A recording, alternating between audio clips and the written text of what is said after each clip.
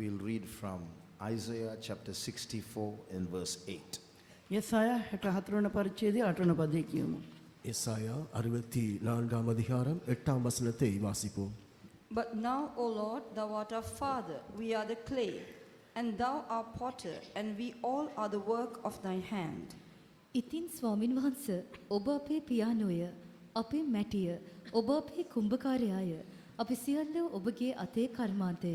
இப்பொழுதும் கர்த்தாவே நீர் எங்களுடைய பிதா நாங்கள் களிமண் நீர் எங்களை உருவாக்குகிறவர் நாங்கள் அனைவரும் உமது கரத்தின் கிரியை. The title of this Bible study is Seven Broken Pots. මේ බයිබල් පාඩමේ මාතෘකාව බින්දනා වූ බඳුන් සතක්. இந்த வேத பாடத்தின் தலைப்பானது உடைந்து போனதான 7 கலசங்கள் பாத்திரங்கள். The way the study came to me is itself a miracle. මේ බයිබල් පාඩමට පැමිණි ආකාරයම විස්මිතයි. இந்த வேத பாடம் எனக்கு வந்ததான அந்த முறையே ஒரு ஆச்சரியமானதாய் இருக்கின்றது. It came to me many years ago. වසර ගණනාවට ඉහතදී මට පැමිණියා. அநேக வருஷங்களுக்கு முன்பதாக இது வந்தது. It was a Sunday morning. I got 5 points. ඉරිදා උදෑසනක මට කරුණු 5ක් ලැබුණා. ஒரு ஞாயிற்றுக்கிழமை காலையிலே எனக்கு 5 குறிப்புகள் வந்தது. Sometimes our sermons are good only if they have 7 points. නමුත් අපේ දේශන වඩා හොඳව තිබෙන්නේ කරුණු 7ක් තිබුණොත් තමයි. சில வேளைகளிலே நம்முடைய தூதானது 7 புள்ளிகளோடு குறிப்புகளோடு இருக்குமானால் அது சிறப்பாக அமையும். One pastor used to say as a joke, if you get only 6 points, divide 1 point into 2. If you get 8 points, merge 2 points into 1. අපේ පාස්ටර් කෙනෙක් විහිළුවට කියනවා කරුණු 6ක් ලැබුණා නම් 7 වෙන කරුණ සොයා ගන්න, කරුණු 8ක් ලැබුණා නම් එය 7කට සංකෝචනය කෙටි කරගන්න. நம்முடைய ஒரு பாஸ்டர் இப்படியாக கூறுவதொன்று 6 புள்ளிகள் கிடைக்குமானால் அதோடு இன்னொரு குறிப்பை சேர்த்துக் கொள்ளுங்கள். 8 புள்ளி இருக்குமானால் அதிலே ஒன்றை குறைத்துக் கொள்ளுங்கள். merge 2 points. 2 குறிப்புகளை ஒன்றாக சேர்த்துக் கொள்ளுங்கள். කරුණු එකට එකතු කරගන්න, සංකෝචනය කරගන්න. But I got these 7 points not by any artificial means. It came to me. නමුත් මේ කිසිම කෘත්‍රිම ක්‍රමයකට මේ කරුණු 7 මම සොයාගත්තා නොව එය මට පැමිණියා. ஆனாலும் இந்த 7 குறிப்புகளை செயற்கையான ஏதாவது ஒரு முறையிலே நான் கண்டுபிடிக்கவில்லை. இது தானாகவே என்னிடத்திலே வந்தது. I got only 5 points, but when I sat, that's on a Sunday morning, and when I sat in the starting prayer, I got 2 more points. මට කරුණු 5යි ලැබුණේ.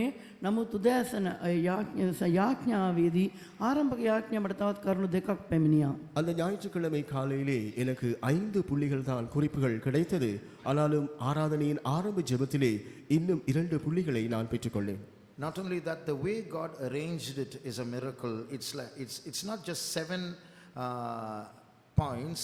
1 point leads into the other. එය ලැබුණු ආකාරය ඉතාමත් ආශ්චර්යවත්. හුදෙක් එය කරුණු 7ක් නෙවෙයි, එක කරුණක් තවත් කරුණකට මඟ පෙන්වනවා. இந்த 7 குறிப்புகளும் கூட ஆச்சரியமாகவே அமைந்தது. அதாவது அது ஒவ்வொரு குறிப்புகளும் ஒன்றோடு ஒன்று தொடர்புடையதாய் காணப்பட்டது. I want to emphasize that all this because I want to say I didn't do anything about this. It was not created by me. It was wholly inspired by God. මම මේ සියල්ල කියන්නේ මේ මා විසින් නිර්මාණය කරන ලද යමක් නොවේ. මේ දෙවියන් වහන්සේ විසින් මා පොළොමුන් ලැබුව ඒවා පමණක් යන්න තරේ ප්‍රකාශ කරන පිණිසයි. நான் இதை உறுதியாக கூற விரும்புகின்றேன். ஏனென்றால் இது செயற்கையாக என்னாலே கண்டுபிடிக்கப்பட்ட உருவாக்கப்பட்டதான குறிப்புகள் அல்ல. இது தேவ ஆவியானவருடைய ஏவுதலினாலே நான் பெற்றுக்கொண்டேன். This study is about the journey of our life. මේ පාඩම අපේ ජීවිත ගමන හා සම්බන්ධයි. இந்த வேத பாடமானது நம்முடைய வாழ்க்கை பயணத்தோடு உட்பட்டதாக இருக்கின்றது.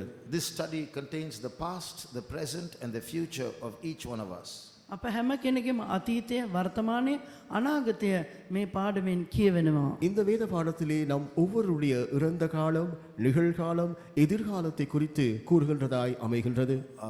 This verse says that we are like earthen vessels. මේ පදයෙන් කියනවා අපි මැටි බඳුන් මෙන්නිය කියා. இந்த வசனம் கூறுகின்றது நாங்கள் களிமண் பாத்திரங்கள். In the Psalms, we read that we are fearfully and wonderfully made. අප භයානක ලෙසත් ආශ්චර්යවත් ලෙසත් සාධන ලැබ තිබෙන බව ගීතාවලිය අපි කියවෙනවා. சங்கீதத்திலே நாம் வாசிப்பது என்னவென்றால் நாங்கள் பயங்கரமாய் அதிசயக்கத்தக்க விதமாக பிரமிக்கத்தக்க விதமாய் சிருஷ்டிக்கப்பட்டிருக்கிறோம். Our body, the way it is designed and structured, the immortality of the soul, the reality of an invisible inner man, all these things are amazing about us. අපගේ ශරීරයේ සැකැස්ම ශරීරයේ නිර්මාණය වී තිබෙන ආකාරය අපගේ ආත්මයේ අමරණීය භාවය මේ සියල්ල ඇත්ත වශයෙන්ම අරුමයි පුදුමයි. நம்முடைய இந்த சரீரத்தினுடைய உருவாக்கம் நமக்குள்ளே இருக்கின்றதான அழியாமை உள்ளதான அந்த ஆத்மா நமக்குள்ளே இருக்கின்றதான கண்களுக்கு புலப்படாத உள்ளான மனுஷன் இவை யாவுமே ஆச்சரியமானவைகள். So though we are complex beings, difficult to understand, people are still analyzing the human being, but this verse says we are clay. That means we are fragile, we are vulnerable. අපි ආශ්චර්යවත් ලෙස සාධන ලැබ තිබෙනවා. අපව දැන් තේරුම් ගන්නට නොහැකි කියා තිබෙන නමුදු මනුෂ්‍ය ශරීරය ඉතාමත් සංයුක්තයි. ඒ ගැන තාමත් පරීක්ෂණ පවත්වමින් යනවා. නමුත් මේ පදේ පවසන්නේ අපි හුදෙක් මැටි බඳුන් පමණක් යනුවෙනි. நாம் மிகவும் ஆச்சரியத்தக்க பிரமிக்கத்தக்க சிருஷ்டிப்பாய் காணப்படுகின்றோம். இதை குறித்ததான ஆராய்ச்சிகளுக்கு முடிவே இல்லாமல் இருக்கின்றது. இது இன்னும் புரிந்து கொள்ள முடியாத ஒன்றாய் இருக்கின்ற பொழுதிலும் இந்த வசனம் சொல்லுவது என்னவென்றால் நாங்கள் களிமண் பாத்திரங்கள். We are fragile and vulnerable. That means we are easily prone to danger. අපි ඉතාමත් බින්දන සුළුයි පහසෙන්ම නාස්ති වියන්ට පුළුවන් තත්ත්වයේ අය. நாங்கள் இலகுவிலே உடைந்து போகக்கூடியதான மிகவும் பலவீனமான ஒரு பொருட்களாய் நாங்கள் காணப்படுகின்றோம். Unless God stoops to protect us, we will easily perish. දෙවන් වහන්සේ අප ආරක්ෂා කරන පිණිස පැමිණියේ නැත්නම් පහසින්ම අප විනාශයට පත්වනු ඇත. தேவன் எங்களை பாதுகாக்காவிட்டால் நாங்கள் இலகுவிலே அழிந்து போய்விடுவோம். There's a very rare verse in the Bible which many of you may have read but would not have understood the impact of. It's one of my favorite verses in the Bible. බයිබලයේ අපූර්ව පදයක් තිබෙනවා. ඔබෙන් බොහෝ දෙනෙක් කියවන්නට ඇති. නමුත් තේරුම් ගන්නට නැතුව ඇති. මෙය ඊටමත් ගැඹුරු බලපෑමක් ඇති කරන්නා වූ පදයක්. මෙය මා බොහෝසෙන් කැමැත්තක් දක්වන්නා වූ පදයක්ව තිබෙනවා. வேதத்திலே ஒரு வசனம் உண்டு. அது மிகவும் அபூர்வமான ஆச்சரியமான ஒரு வசனம். நான் அதிகமாய் வாஞ்சிக்கின்றதான ஒரு வசனமாய் இருக்கின்றது. இந்த வசனமானது ஒரு ஆழமான தாக்கத்தை நமக்குள்ளே ஏற்படுத்தக்கூடியதான ஒரு வசனமாய் இருக்கின்றது. 2 Samuel chapter 14 and verse 14. දෙවෙනි සාමුවෙල් 14 පරිච්ඡේදයේ 14 පදය. இரண்டாம் சாமுவேல் 14ஆம் அதிகாரம் 14ஆம் வசனம். For we must needs die, and as water spilt on the ground, which cannot be gathered up again, neither doth God respect any person, yet doth he devise means that his banished be not expelled from him. කුමකේන්ද බිම වැගුරුණ වතුර එකතු කරගන්නට බැරුවක් මෙන් අප මැරෙන්නටම ඕනෑය. දෙවියන් වහන්සේ වනාහි ප්‍රාණය හානි නොකොට පන්නා තමනු ලැබුව අය තමන් වෙතින් තවත් පිටවහලෙකු නොවන ලෙස யோசனா කරගන්නාසේක. நாம் மரிப்பது நிச்சயம், திரும்ப சேர்க்கக்கூடாத படிக்கு தரையிலே சுவருகிற தண்ணீரை போல் இருக்கிறோம். தேவன் ஜீவனை எடுத்துக்கொள்ளாமல் துரத்துண்டவன் முற்றிலும் தம்மை விட்டு விலக்கப்படாதிருக்கும் நினைவுகளை நினைக்கிறார். This verse also expresses our vulnerability. How easily we can perish, and once we perish. අප මේ පදයට අප කොයිතරම් පහසෙන් විනාශයට ලං විය හැකිද? වරක් අප විනාශයට පත් වූවා නම් නැවත අපව එකතු කරගන්නට නොහැකි බව මේ පදයට මනවින්ම පැහැදිලි කරනවා. இந்த வார்த்தையும் கூட நாங்கள் எவ்வளவு பலவீனமானவர்கள், எவ்வளவு சீக்கிரத்திலே நாங்கள் அழிந்து போகக்கூடியவர்கள் என்பதை கூறுகின்ற ஒரு வார்த்தையாய் இருக்கின்றது. But then the second half of this verse is so beautiful. මේ පදයේ දෙවන කොටස ඊටමත් අලංකාරවත් එකක්. ஆனாலும் இந்த வார்த்தையின் வசனத்தின் இரண்டாவது பகுதி மிகவும் அழகானதா இருக்கின்றது. There are two words in English. One is banished, the other is expelled. ඉංග්‍රීසියෙන් වචන දෙකක් පාවිච්චි කරලා තිබෙනවා. එනම් අසමත් වී එසේ නැත්නම් අනෙක විනාශයට පත් වී இரண்டு வார்த்தைகள் පන්නහරින් ලැබ. எடுத்துக்கொள்ளாமல் விலக்கப்படாதீர்கள் என்றதான துரத்துண்டவர்கள் முற்றிலுமாய் விலகி போகாதவர்கள் என்கிறதான இரண்டு பதங்கள் இந்த வசனங்கள் இந்த வார்த்தைகள் சொல்லப்பட்டிருக்கிறது. I'll explain it now. මම මේ විස්තර කරනම් දැන්. அதை நான் விளங்கப்படுத்துகின்றேன். Basically, human beings are banished. That means we were supposed to be in the Garden of Eden, but we have been sent out. That's the meaning of the word banished. Thurathundavargal. අප ඒදැන් උයනේ සිටිතු අය වෙනවා. නමුත් ඒ ස්ථානයෙන් අප පළව හරිනු ලැබුවා. ඒ තමයි ඒ වර්චනයේ අර්ථය. நாங்கள் ஏதேன் தோட்டத்திலே இருக்க வேண்டியவர்கள், ஆனாலும் அங்கே இருந்து நாங்கள் துரத்தப்பட்டோம். அது அந்த வார்த்தை தான் துரத்துண்டவர்கள். We have been banished from heaven itself. No heaven for any of us. ස්වර්ගයෙන්ම අප පිටුවහල් කරනු ලැබුවා. ස්වර්ගය අපට නැහැ. பரலோகத்தில் இருந்தே நாங்கள் துரத்தப்பட்டிருக்கிறோம், எங்களுக்கு பரலோகம் இல்லை. But the word expelled means not banished. Banished means sent out. Expelled means cast off forever, sent out forever. So, though we have been banished from heaven, no heaven for you, still God thinks of how can I save these people? What can I do to bring them back? That's the attitude with which God thinks. පන්නහරින් ලැබුවෝ නැත් පන්නහරින් ලැබුව ඊළඟ වචනය ඇවිල්ලා පිටුවහල් කරන ලැබෙන මුළුමනින්ම නිර්පා දමන ලැබුව යන අර්ථය ගෙන දෙන්නේ. දෙවියන් වහන්සේ අප පන්නහරින් ලැබු නමුදු නැවත මේ සෙනගව පළමු තත්ත්වයට ගෙනෙන්නේ කොහොමද කියා අප ගැන මේ ආකාරයෙන් කල්පනා කරන සේක. நாம் உண்மையிலே துரத்துண்டவர்கள் தான், நமக்கு பரலோகம் சொந்தம் இல்லை. ஆனாலும் அந்த வார்த்தையிலே அடுத்த வார்த்தை வசனம் சொல்லுவது என்னவென்றால், முற்றிலும் தம்மை விட்டு அவர் விலக்கவில்லை என்று, அதாவது தேவன் என்ன நினைக்கிறார் என்றார், சிந்திக்கிறார் என்றால், எப்படி நம்மை மறுபடியுமாய் மீட்டுக் கொள்வது, திருப்பி கொண்டு வருவது என்பதை கர்த்தர் சிந்திக்கின்றார். அப்படிப்பட்ட நினைவுகளை நினைக்கிறார். That means he's making plans. What can I do? These people are going to go off from me forever, but I want to bring them back. What can I do? He's devising means in his mind. මේ සෙනග සදාටම මාගෙන් වෙන්වන්නට යනවා. මා කොයි කෙසේද නැවත ඔන්න මා වෙතට පමුණුවන්ට මා කුමක් කළ හැකිද කියා උන්වහන්සේ ඒ පිළිබඳ සැලසුම් සම්පාදනය කරමින් පසුවන සේක. இந்த ஜனங்கள் என்றென்றைக்குமாக என்னை விட்டு விலகி போய்விடுவார்கள், அப்படி சம்பவியாமல் இருக்க மறுபடியும் அவர்களை என்னிடத்திலே கொண்டு வரும்படியான அந்த நினைவுகளை அவர் நினைக்கின்றார்.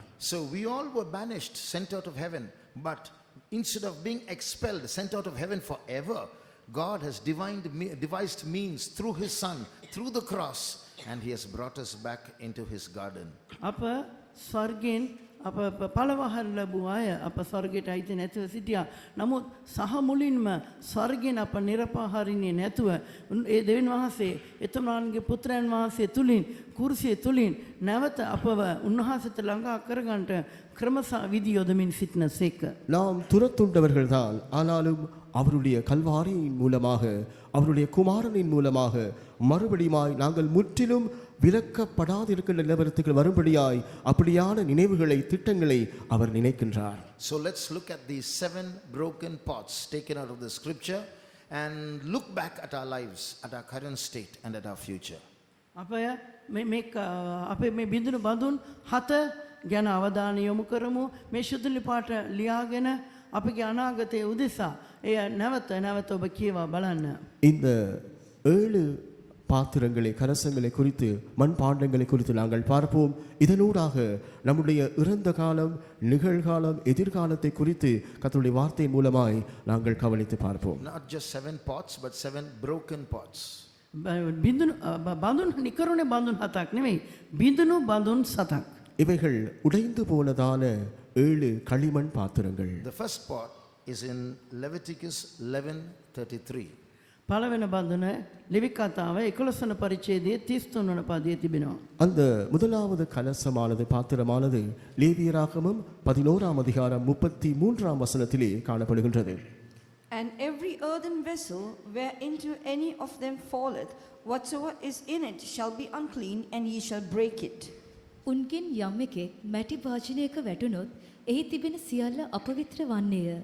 ඒකද විඳ දැමිය යුතුය. அவைகளில் ஒன்று மண்பாண்டத்திற்குள் விழுந்தால் அதற்குள் இருக்கிறவை யாவும் தீட்டுப்பட்டிருக்கும், அதை உடைத்து போட வேண்டும். in verses 29 and 30 is a list of unclean creatures like the lizard and other creatures. If any of these unclean creatures fall into a pot, that pot should be broken. 29 වන 30 වන පදවල අපවිත්‍ර ජීවීන් ගැන ලයිස්ට් දී තිබෙනවා. හුණා වැනි මෙවන් ජීවීන් අපගේ මැටි බඳුනකට වැටුණා නම් ඒ මැටි බඳුන මුළුමනින්ම කඩා දැමිය යුතුව තිබෙනවා. 29 30 வசனங்களை வாசிக்கும் பொழுது அங்கே அசுத்தமான சில விலங்குகளை குறித்து சொல்லப்படுகின்றது. உதாரணம் பல்லி, எலி போன்றதானவைகள். இவைகள் இந்த பாத்திரத்திற்குள்ளே விழுந்தால் அந்த மட்பாண்டமானது முற்றிலும் உடைக்கப்பட வேண்டும். Why? ඇයි? ஏன்? Because these creatures are unclean, and if they fall into the pot, the uncleanness or the poison or the fluids in these unclean creatures will enter into the crevices or the pores in that pot. You won't see it outside. It won't go by washing. So break it.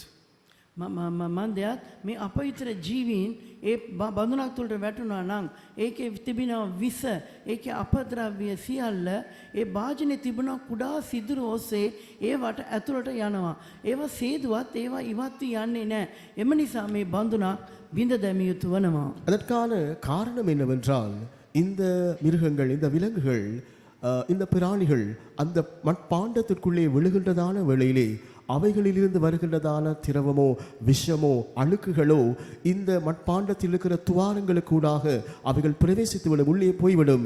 அதை கழுவுவதன் மூலமாக சுத்தமாக்க முடியாது. ஆகவே அது உடைக்கப்பட வேண்டும். If you pour anything into a vessel, that such a vessel, after that whatever is inside will be poisoned by these fluids. මේ වගේ සතෙක් වැටුණා බඳුන තුළට සේදුවෙන් පසුවත් යමක් දැමුවා නම් එහි තිබුණා ඒ අපද්‍රව්‍ය කරන කොටගෙන මේ ඇතුළට දැමු දේවල් අපවිත්‍රයයි. இந்த பாத்திரத்தை நாங்கள் கழுவின பிற்பாடு அதற்குள்ளே ஏதாவது ஒன்றை நாங்கள் போடுகின்ற பொழுது அந்த அழுக்குகள் இந்த பாத்திரத்திலே தேங்கி இருப்பதினால் அதற்குள்ளே ஊற்றப்படுகின்றதான அவைகளும் கூட தீட்டுப்பட்டுவிடும். Therefore don't wash it and keep it, break it. එම නිසා සෝදා තබන්න එපා, බිඳ දමන්න. ஆகவே அதை கழுவி வைத்திருக்க வேண்டாம், அதை உடைத்து போடுங்கள். These unclean creatures represent fallen angels or evil spirits. මේ අපවිත්‍ර ජීවීන් වැටුණා වූ දේවදූතයන් මනසන් දුෂ්ට ආත්ම පිළිඹු කරයි. இந்த அசுத்தமான பிராணிகள் அவைகள் விழுந்து போனதான தூதர்கள் இல்லாவிட்டால் பொல்லாத அசுத்தமான ஆவிகள். Many of these evil angels, evil spirits, they look like these creatures, unclean creatures. මේ වැටුණා වූ බොහෝ දූතයන් වැටුණා වූ ඒ නපුරු ආත්ම මේ ජීවීන්ගේ ස්වරූපය ගන්නවා. அநேகமான விழுந்து போனதான தூதர்கள், இந்த பொல்லாத ஆவிகள் இந்த பிராணிகளை, அசுத்தமான பிராணிகளைப் போல அவர்கள் காணப்படுகின்றார்கள். So this pot here in this verse 33 represents us. මේ 33 වන පදේ කියතමන මේ වාචනය අපව පිළිඹු කරනවා. ஆகவே இந்த 33ஆம் வசனத்திலே குறிப்பிடப்படுகின்றதான இந்த மட்பாண்டங்கள் நாங்களாக இருக்கின்றோம். And the poison that has come off those creatures entering into the pot represents the nature of sin. That is the nature of these evil angels by which humankind has been defiled. මේ ජීවීන්ගෙන් පැමිණෙන ඒ අපද්‍රව්‍ය කුමක්ද නම් ඒ වැටුණා වූ දූතයන්ගෙන් පැමිණෙන ඒ වැටුණා වූ ස්වභාවය පෙන්වනවා. இந்த பிராணிகளில் இருந்து வருகின்றதான அந்த அசுத்தமானது விழுந்து போனதான தூதர்கள் மூலமாய், அந்த பொல்லாத ஆவிகள் மூலமாய் நமக்குள்ளே வருகின்றதான அந்த பொல்லாத சுபாவங்களை வெளிப்படுத்துகின்றது. All the sins that shoot up from this nature of sin that is in us are all the devil's natures. පාපෂ්ට අපේ පාපිෂ්ට ස්වභාව නිසා අපතලින් මුක්ත වුණා වූ හැම පාපයක්ම මේ වැටුණා වූ දූතයන් මේ යක්ෂයන්ගේ ගති ලක්ෂණ වෙනවා. நமக்குள்ளிருந்து வெளிப்படுகின்றதான இந்த பொல்லாத சுபாவங்கள் இவை யாவுமே அந்த விழுந்து போனதான தூதர்கள் மூலமாக நமக்குள்ளே வந்ததாக இருக்கின்றது. Unfortunately, this nature of sin is not in some corner of our soul where you can nip it off, where you can just cut it off, but it has spread into every part of our being.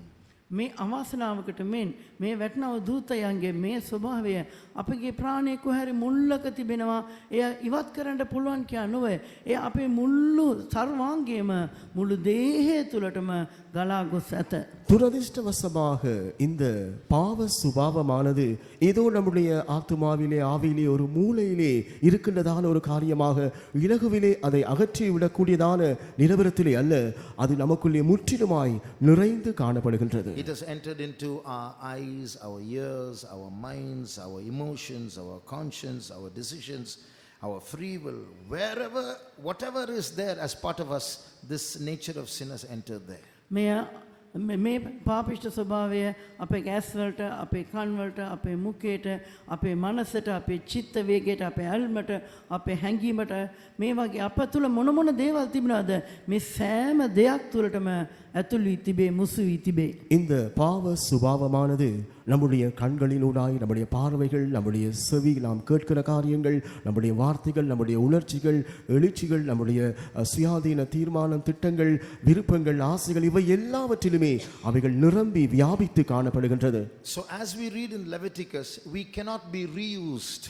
The only option is break it. That means dispose of this vessel. You and I should be disposed of and sent to hell. එම නිසා ලෙවි කතාවේ කියා තිබෙන පරිදි මේ බඳුන නැවත පාවිච්චි කරන්නට බෑ. එය බින්ද දැමිය යුතුයි. බින්ද දමා සම්පූර්ණයෙන්ම ඉවත් කළ යුතුයි. මේ ආකාර ඔබත් මමත් සම්පූර්ණයෙන්ම ඉවත් කොට නිරයට හෙනු ලැබිය යුතුයි.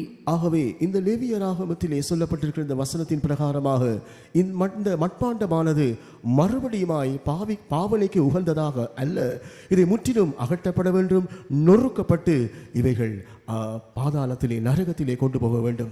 God made us with a plan, but this nature of sin has poisoned us so much that we cannot come back into God's plan. We must be thrown off, disposed of, broken and sent to hell. දෙවියන් වහන්සේ සැලසුමක් ඇතිව අප සෑදූ සේක නමුත් මේ අයහපත් ස්වභාවය මේ වැටුණා ස්වභාවය අප ඒ තරමට අයහපත් අතට හරවා තිබෙනවා නැවත අප ප්‍රතිසංස්කරණ කරන්න නොහැකි තරම් එම නිසා අප බිඳ දැමිය යුතුයි අප විනාශ කළ යුතුයි අප නිරයට හෙරණු ලැබිය යුතුයි. தேவன் ஒரு திட்டத்தோடே நம்மை உருவாக்கினார். ஆனாலும் இந்த பாவ சுபாவங்கள் விழுந்து போன இந்த சுபாவங்கள் நம்மை அவ்வளவாய் நிரப்பி இருக்கின்றபடியினால் நாம் அவ்வளவாக அழுக்கடைந்து இருக்கிறோம். மறுபடியும் நம்மை பாவிக்க முடியாது. நாம் உடைக்கப்பட்டு நொறுக்கப்பட்டு நாம் முற்றிலும் அகற்றப்பட வேண்டும். This is our actual state. We cannot be reused for God's kingdom. We have been defiled. We must be broken and thrown into hell. මෙයයි අපගේ සැබෑ තත්ත්වය. අප අපවිතර කරනු ලැබ තිබෙනවා. දෙවියන් වහන්සේගේ රාජ්‍යයට අප පාවිච්චි කළ නොහැකිය. එම නිසා අප බින්දිනු ලැබ සහ මුලින්ම ඉවතට දමනු ලැබ යුතු අයවලුන් වනවා. இதுவே நம்முடைய உண்மையான நிலவரமாய் காணப்படுகின்றது. நாம் இப்பொழுது அசுத்தமாகி தீட்டுப்பட்டிருக்கின்றோம். தேவனுடைய ராஜ்யத்திற்கென்று நம்மை பாவிக்க முடியாது. நாம் நொறுக்கப்பட்டு உடைக்கப்பட்டு நரகத்திலே வீசப்பட வேண்டும். But there is just one option, just one way of escape. නමුත් බේරෙන්ට එක මාර්ගයක් තිබෙනවා. එක ප්‍රතිකර්මයක් තිබෙනවා. ஆனாலும் நாம் தப்பி பிழைக்கும்படியாக ஒரே ஒரு வழியே உண்டு. And for that we go to the second broken pot. ඒ උදෙසා අපේ දෙවන බිඳුන බඳුන වෙතට අවධානය යොමු කරමු. அதற்காக நாம் இரண்டாவது அந்த உடைந்து போன மட்பாண்டத்தை நோக்கி நம்முடைய கவனத்தை திருப்புவோம். Let's turn to Leviticus chapter 6 and read verse 28. ලෙවි කතා 6 වන පරිච්ඡේදයේ පෙරලා 28 වන පදයේ කියමු. லேவியராகமம் 6ஆம் அதிகாரம் 28ஆம் வசனத்தை வாசிப்போம். But the earthen vessel wherein it is sodden shall be broken, and if it be sodden in a brazen pot, it shall be both scoured and rinsed in water. එහෙත් ඒක තැඹූ මැටි භාජනය බිම දැමිය යුතුය. ඒ පිත්තල භාජනයක තම්බන ලද්දේ වී නම් භාජනය මැදලා වතුරෙන් සේදිය යුතුය.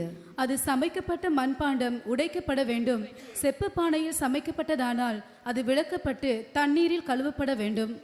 So if verse 25 says that this is about the cooking of the sin offering.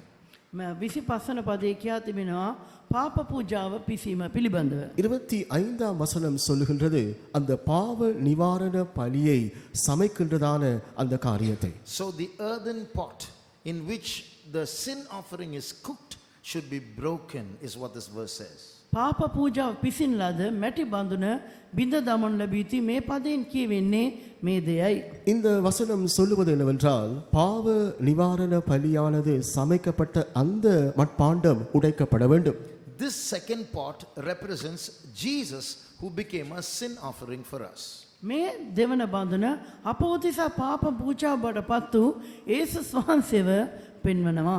இந்த இரண்டாவது மட்பாண்டமானது நமக்காக பாவ நிவாரண பலியாக மாறினதான இயேசுவை வெளிப்படுத்துகின்றது. In Romans chapter 8 verse 3 we read how Jesus became a sin offering for us.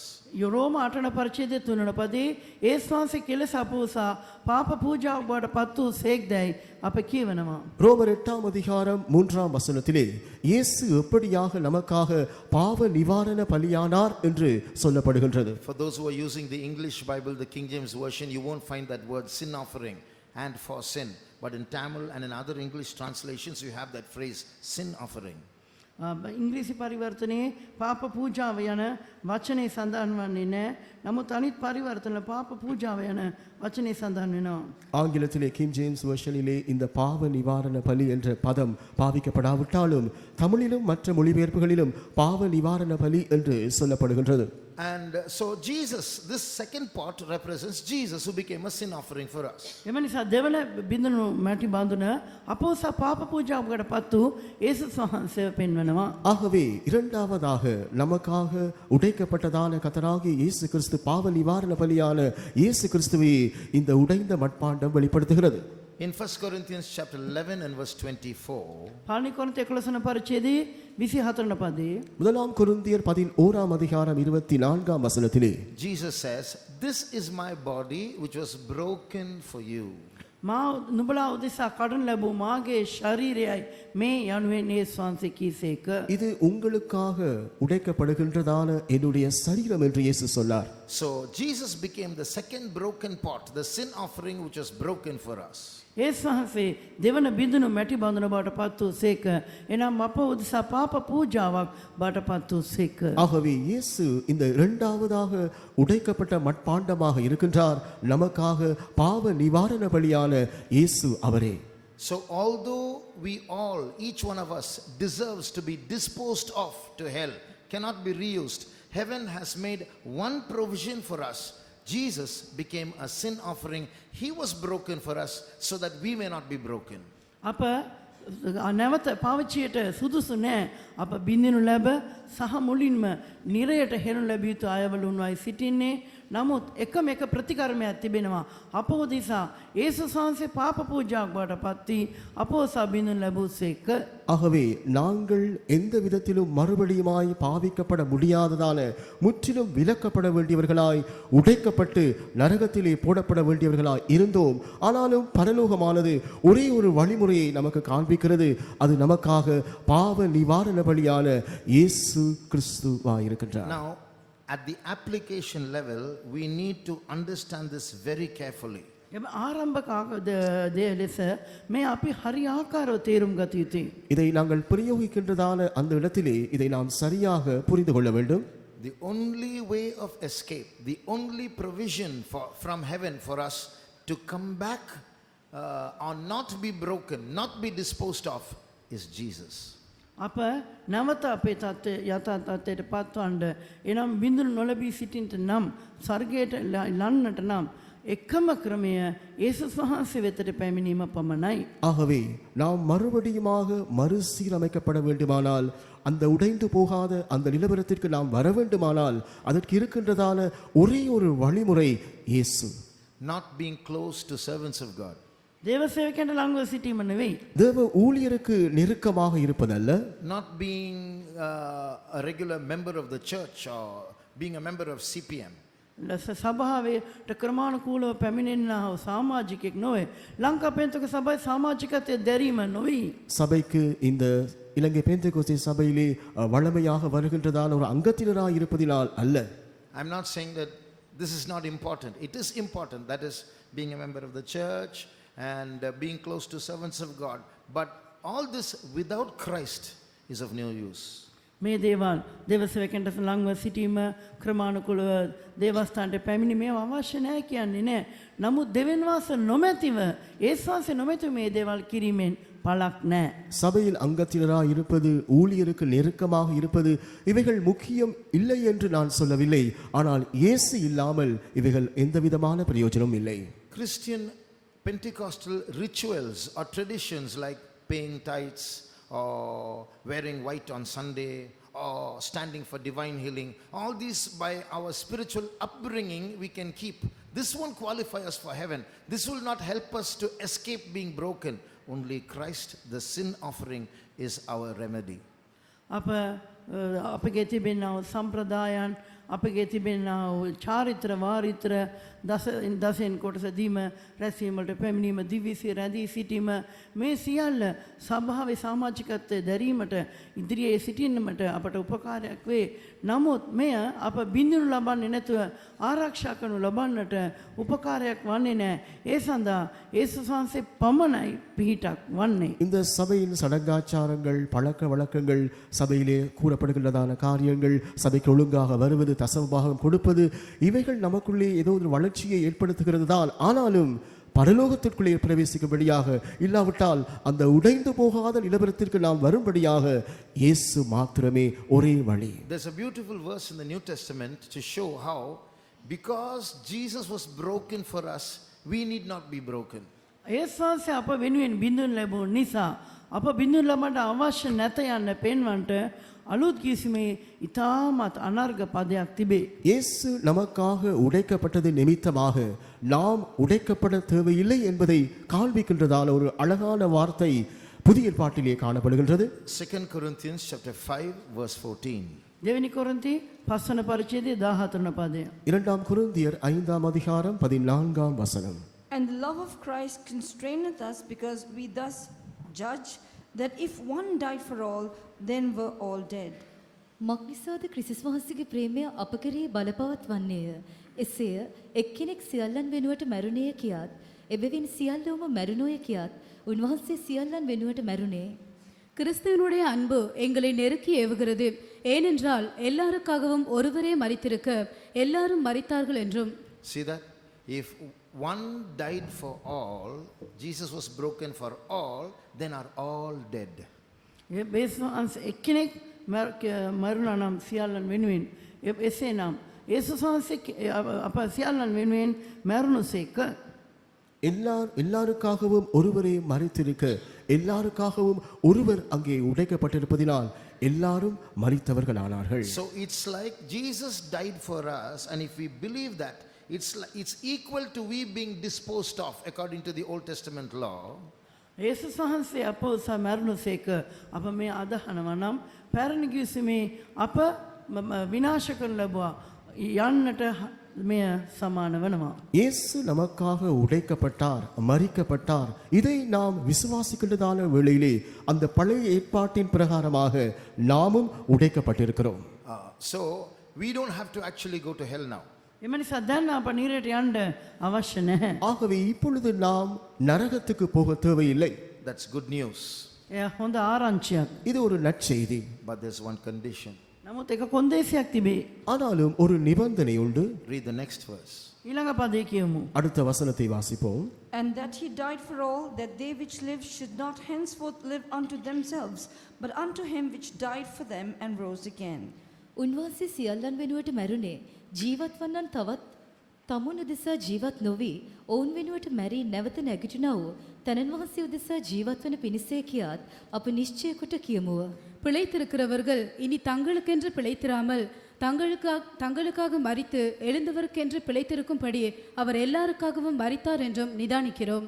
You and I should have been sent to hell, but Jesus got broken for us, and now we are all dead in a sense because he died. But one condition, I am allowed to live only for Jesus, no other condition. ඔබත් මමත් නිරයට හෙන්න ලැබිය යුතුයි. නමුත් අප උසා යේසුස් වහන්සේ මැරුණුසේක එක් පසකින් එය අප මැරුණා හා සමානයි. නමුත් දැන් අපට එක කොන්දේසියක් තිබෙනවා. අප ජීවත් වෙනවා. නමුත් යේසුස් වහන්සේ උදෙසා පමණක්ම අපි ජීවත් විය යුතුයි. நீங்களும் நானும் மரித்து நரகத்துக்கு போக வேண்டியவர்கள்தான். ஆனாலும் இயேசு நமக்காக மரித்து அந்த நிலவரத்திலே இருந்து நம்மை தப்புவித்திருக்கிறார். இப்பொழுது நாமும் மரித்தவர்களாய் இருக்கின்றோம்.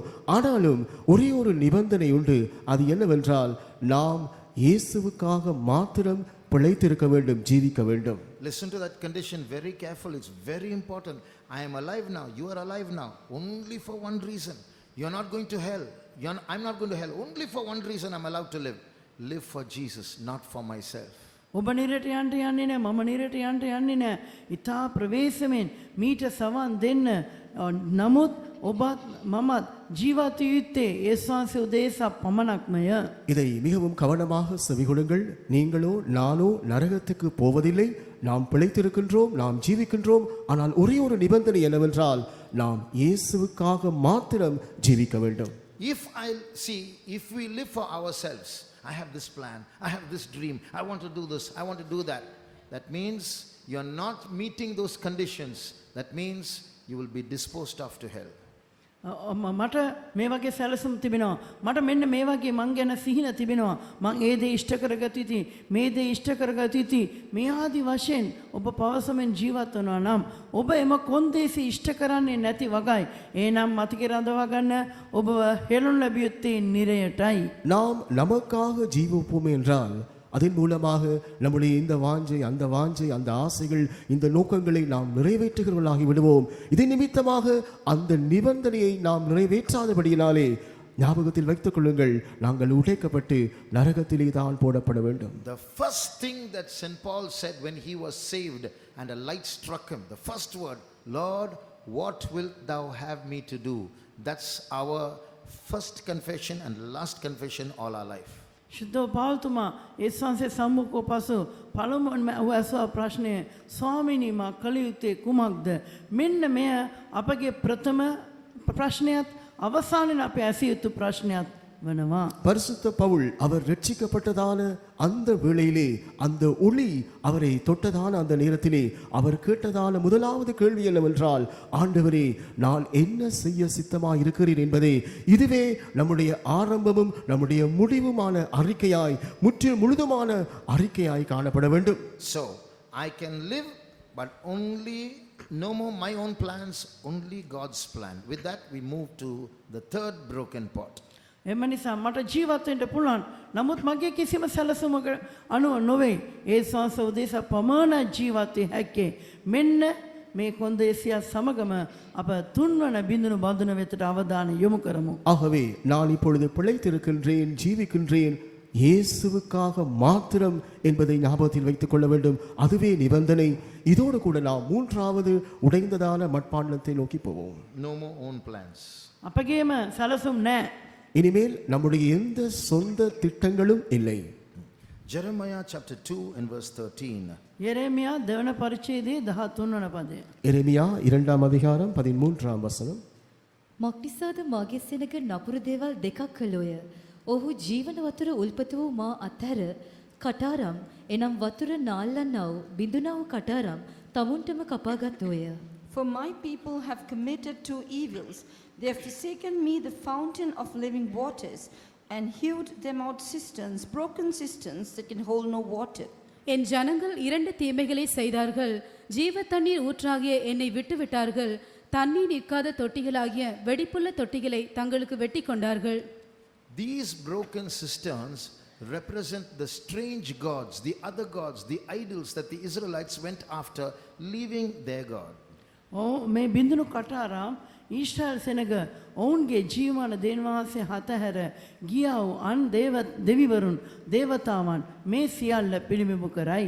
இந்த வெடிப்புள்ளதான தொட்டிகள் என்று சொல்லும் பொழுது இஸ்ரவேல் ஜனங்கள் மெய்யான தேவனை விட்டுவிட்டு, ஜீவனுள்ள தேவனை விட்டு அந்நிய தெய்வங்களை தேடி போனதான அந்த தெய்வங்களை காண்பிக்கின்றது. If you read verse 11 you will understand that. 11 පදයේ කියවොත් ඔබට මේ වැටහේ. 11 வசனத்தை நீங்கள் வாசித்து பார்த்தால் அதை புரிந்து கொள்ளலாம். So now we are being asked to live only for Jesus. That's the only option we have. Live only for Jesus.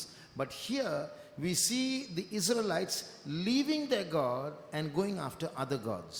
මේ ස්ථානයේ දැන් අපිට තිබෙන්නේ එකම එක ප්‍රතිකර්මයයි. එනම් යේසුස් වහන්සේ උදෙසා ජීවත් වීම පමණයි. නමුත් දැන් ඊශ්‍රායල් සෙනඟ දෙස බලන්න ඔවුන් ජීවමාන දෙවියන්වහන්සේ අතර අන්‍ය දේවවරුන් වෙතට දේවතාවන් වෙතට හැරී ගොස් ඇත. நாம் பிழைத்திருக்கும்படியாய் நாம் ஜீவிக்கும்படியாய் நமக்கு இருக்கின்றதான ஒரே ஒரு வழி அது இயேசுவுக்காக ஜீவிப்பது மாத்திரமே.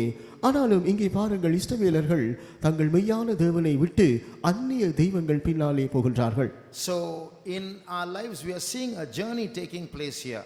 In the broken part number 1, we are in a sinful condition. Broken part number 2, Christ comes into our life as a savior. Broken part number 3, now we are going into backsliding. මේ බිඳ බඳුන් අපගේ ජීවිත ගමනක් මෙන් දිගටම යනවා. පළමු කොට අපි බිඳනව බඳුනක් අපි ආයුතේ නිරේට දෙවනු ඒසාන්ස අපේ ජීවිතය තුළට පැමිණෙනවා. අප ගැලීමේ අත්දැකීම ලබා ගන්නවා. දැන් තුන්වන බඳුන නැවත අපි පසුබට භාවය තුළට යන බව පෙන්වනවා. இது நம்முடைய வாழ்க்கை பயணத்தை வெளிப்படுத்துகின்றதா இருக்கின்றது. முதலாவது உடைந்த மட்பாண்டமானது அது நாம் பாவத்திலே பாவ சுபாவத்திலே ஜீவித்தோம், நாம் அழிவுக்குரியவர்களாய் இருந்தோம். இரண்டாவது உடைந்த மட்பாண்டமானது இயேசு நம்முடைய வாழ்க்கையிலே வருகின்றார், மீட்பராக அவர் வந்து நம்மை விடுதலையாக்கினார். மூன்றாவது உடைந்த மட்பாண்டம் அது நம்முடைய பின்மாற்றத்தை காண்பிக்கிறது. So the first 2 parts, broken parts, are our past. Now the third part, is this our present state? දැන් පළමු බඳුන් දෙක අපේ අතීතය, මේ තුන්වන බඳුන මේද අපේ වර්තමාන තත්ත්වය. இது இங்கே இந்த முதலாவது 2 உடைந்த மட்பாண்டங்கள் நம்முடைய இறந்த காலத்தை காண்பிக்கிறது. இந்த மூன்றாவது உடைந்த மட்பாண்டம் நம்முடைய நிகழ்காலமாக இருக்கின்றதா? Backsliding does not mean we stop coming to church. We can come to church and still be in a backslidden state. පසුබට භාවය කියනට සභාවට දේවස්ථානට පැමිණීම නතර කර දැමීම නොවේ. ඔබ සභාවට එන්න පුළුවන්. තාමත් පසුබට අයෙක් ලෙස දකින්න ලැබිය හැක. பின்மாற்றம் என்று சொல்லுகின்றதான வேளையிலே ஏதோ நாங்கள் சபைக்கு ஆராதனைகளுக்கு வராமல் விட்டு விடுவது மாத்திரமல்ல, நாம் சபை ஆராதனைகளிலே கலந்து கொண்டாலும் நாங்கள் பின்மாற்ற நிலவரத்திலே காணப்படலாம். Jeremiah chapter 2, the whole chapter is about the love relationship between God and Israel being severed. God is lamenting and complaining there. යෙරෙමියා දෙවන පරිච්ඡේද මුළුමනින්ම ඊශ්‍රායල් සෙනග හා දෙවියන්වහන්සේ අතර තිබුණා ප්‍රේම සම්බන්ධතාවයේ බිඳී ගිය ආකාරය පිළිබඳයි කියන්නේ. දෙවියන්වහන්සේ මේ පිළිබඳ විලාප නගනසේක. எரேமியா 2ஆம் அதிகாரம் முழுவதும் சொல்லுவது என்னவென்றால், தேவனுக்கும் அவருடைய ஜனங்களுக்கும் இடையில் இருந்ததான அந்த அன்பின் உறவானது இப்பொழுது முறிந்து போய் இருக்கின்றது. தேவன் இதன் நிமித்தமாய் புலம்பிக் கொண்டிருக்கிறார். So God, playing the role of the husband, is complaining to his wife, the Israelites. Why have you left me? Why are you doing this? What wrong did I do? ස්වාමි පුරුෂයාගේ භූමිකාව දරන්නව දෙවියන්වහන්සේ භාර්යාවන ඊශ්‍රායල් සෙනග අමතා ඇයි ඔබ මෙහෙම මට කරන්නේ? මම කළේ කුමක්ද යනුවෙන් අසනාසෙක. தேவன் ஒரு புருஷனாக ஒரு கணவனாக இருந்து தன்னுடைய மனைவியாய் அங்கே இஸ்ரவேல் ஜனங்களை உருவகப்படுத்தி அவர் கேட்கின்றார், நான் உனக்கு என்ன தவறு செய்து விட்டேன், நீ ஏன் இப்படி செய்கின்றாய் என்று அவர் கேட்கின்றார். Let's come to our lives. අපේ ජීවිතයට හැරියෙමු. நாம் இப்பொழுது நம்முடைய வாழ்க்கைக்கு வருவோம். We claim that we love God, but what is the proof that we love God? අපි දෙවියන්වහන්සේට ප්‍රේම කරන බවට අපි හිමිකම් පානවා. නමුත් අප දෙවියන්වහන්සේට ප්‍රේම කරන බවට ඇති සහතිකය කුමක්ද? நாம் தேவனிலே அன்பு கூறுவதாக நாங்கள் உரிமை பாராட்டுகிறோம். ஆனால் அதற்கு இருக்கிறதான அத்தாட்சி எங்கே? How much time are we spending with God every day? දවස් පතා දෙවියන්වහන්සේ සමග අප කොපමණ වේලාවක් ගත කරනවාද? ஒவ்வொரு நாளும் எத்தனை மணித்தியாலங்கள் எவ்வளவு நேரம் நாம் தேவனோடு செலவழிக்கின்றோம்? How is our personal prayer life? අපගේ පෞද්ගලික යාඥා ජීවිතය කෙබඳුද? நம்முடைய தனிப்பட்டதான ஜெப ஜீவியம் எப்படி இருக்கின்றது? In one day, how much of God occupies our thoughts? දවසේ කොපමණකට දෙවියන්වහන්සේ අපේ සිටිවිලි ආක්‍රමණය කර ගන්නවාද? ஒரு நாளுக்குள்ளே எவ்வளவு அதிகமாய் தேவன் நம்முடைய சிந்தனையை அவர் நிரப்பி ஆக்கிரமித்திருக்கிறார். In the youth meeting we had an FAQ. තරුණ කඳවුරේ අපට FAQ එකක් තිබා නිතර අසන්නව ප්‍රශ්න වලින් එකක්. வாலிபர் முகாமிலே நம்மிடத்தில் ஒரு FAQ கேட்கப்பட்டது. The question was, our meetings start at 9 o'clock by the guidance of the saints. Why doesn't it finish at 12 o'clock by the same guidance? අපගේ නමස්කාරමයන් ශුද්ධවන්තයන්ගේ පොළොමුන් ලැබූ ආකාරයෙන් 9ට ආරම්භ වෙනවා. නමුත් ඇයි 12ට නිමාවටපත් නොවන්නේ? நம்முடைய ஞாயிறு ஆராதனையானது பரிசுத்தவான்களின் நடத்திப்பின் பிரகாரம் காலை 9 மணிக்கு ஆரம்பமாகின்றது. ஆனால் அதே நடத்திப்பின் பிரகாரம் ஏன் மதியம் 12 மணிக்கு அது நிறைவு பெறாமல் இருக்கின்றது? I don't want to answer that question. මම මේ ප්‍රශ්නෙට පිළිතුරු දෙන්න කැමති නැහැ. அந்த கேள்விக்கு பதில் கொடுக்க நான் விரும்பவில்லை. But I'm wondering if that boy comes at 9 o'clock for the meeting. මම ඒ ළමයා මම හිතන්නේ 10ට දන්නේ නමස්කාරමයට එන්නේ. நான் நினைக்கின்றேன் அந்த பிள்ளை அந்த சகோதரன் அந்த வாலிபன் காலை 9 மணிக்கு ஆராதனைக்கு வருகின்றார். And his murmuring in that question, why don't they finish at 12 o'clock? Is it because he has some other god to go after the meeting? ඇයි 12ට නිමවන්නේ නැහැ කියලා ඔව් කොන්දරනවා. එසේනම් ඔහුට රැස්වීමෙන් පස්සේ යන්නට තවත් දෙවි කෙනෙක් සිටිනවද? ஏன் 12 மணிக்கு அவர்கள் சரியாக நிறைவு செய்யவில்லை என்று முறுமுறுத்துக் கொண்டிருக்கின்றார்? அப்படியானால் அதற்கு பிற்பாடு ஆராதனைக்கு பிற்பாடு போகும்படியான வேறே தெய்வங்கள் அவருக்கு உண்டோ? So what are our gods today? We don't worship idols. நாங்கள் விக்கிரகங்களை இந்த நாட்களிலே ஆராதிப்பதில்லை. ஆனால் நம்முடைய அந்த தெய்வங்கள் என்ன?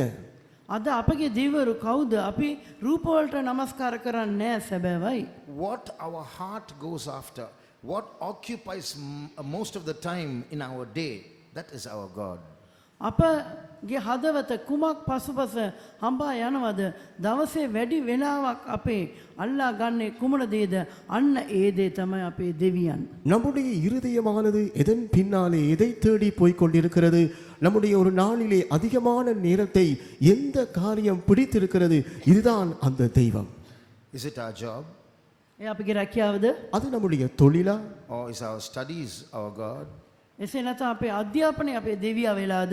இல்லாவிட்டால் நம்முடைய கல்வி நம்முடைய படிப்பு தெய்வமாய் மாறிவிட்டதா? Or is our sleep our God? එසේ නැත්නම් අපේ නිින්ද දෙවියා වෙලාද? இல்லாவிட்டால் நம்முடைய தூக்கம் நித்திரை தெய்வமாக மாறிவிட்டதா? Or is the internet and our mobile phone our God? එසේ නැත්නම් අන්තර්ජාලය අපේ ජංගම දුරකථනය අපේ දෙවියන් බාට පත් වී සිටීද? இல்லாவிட்டால் இணையதளம் இல்லா நம்முடைய மொபைல் போன் தெய்வமாக மாறிவிட்டதா? I have no time restrictions for all these things, but for God, finish fast, finish at 12 o'clock.